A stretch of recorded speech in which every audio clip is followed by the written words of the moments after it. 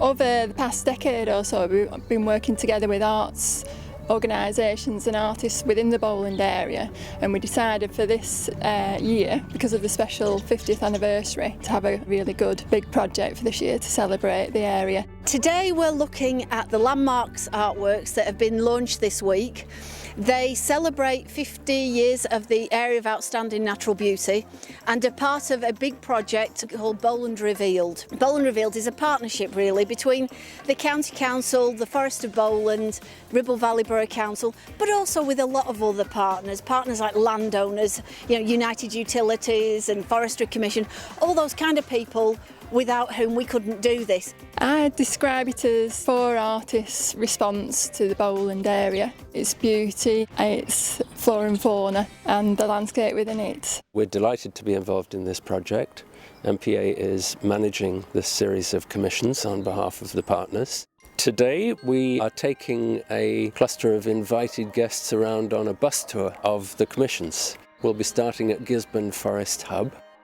It encompasses the spirit of the Forest of Bowland. Many times I've driven through it and you see it as it kind of flashes by you really, really quickly, but you get a sense of a feel of it, and that was what I wanted for this piece. I was inspired by that. I didn't necessarily want to do something conceptual as well, but a little bit on the abstract side. My idea was to capture that spirit. You have to imagine it's through the eye of the telescope. There is a mix of materials. I wanted to do something different that I hadn't done before. This is a little bit different. This is out of my comfort zone in a way. It was great fun doing it. Really, really enjoyed it, and I love seeing it come together and being out there and hoping people will enjoy it as much as I did in the making. Moving on to Langdon Intake in the Trough of Bowland.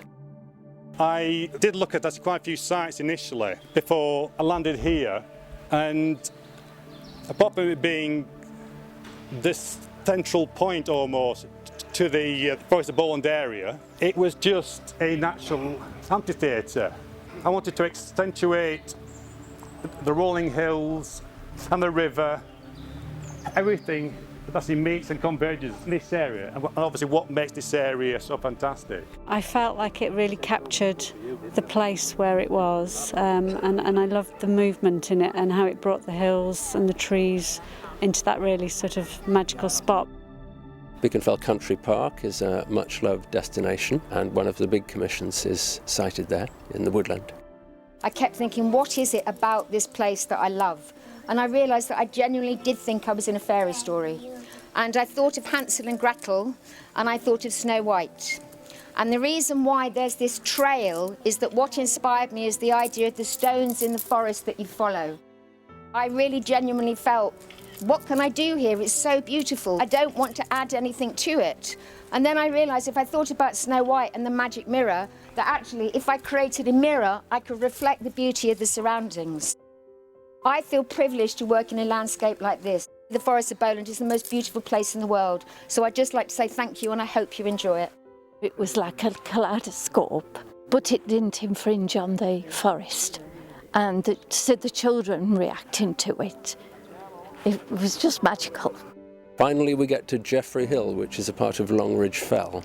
This is a wonderful site, and for me, I mean, we bring a lot of visitors here, and I just think you get an amazing view. A lot of the work that I do is quite geometrical and but when you're working with such organic material, you have to work with the material itself.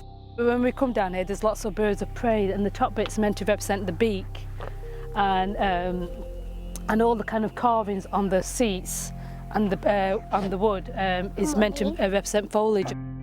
They've all had a magic of their own, but of course the big ones make the impression, and this I think is wonderful. It looks like an integral part of the landscape, and obviously it is a locally sourced piece of oak.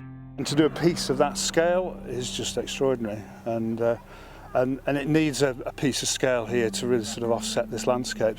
It's about showing Bowland off at its best. This fantastic area which I love coming out into, and so it's been a lovely project for us to be involved in. And it was everything that I dreamt of, so yeah, I'm a really happy artist today.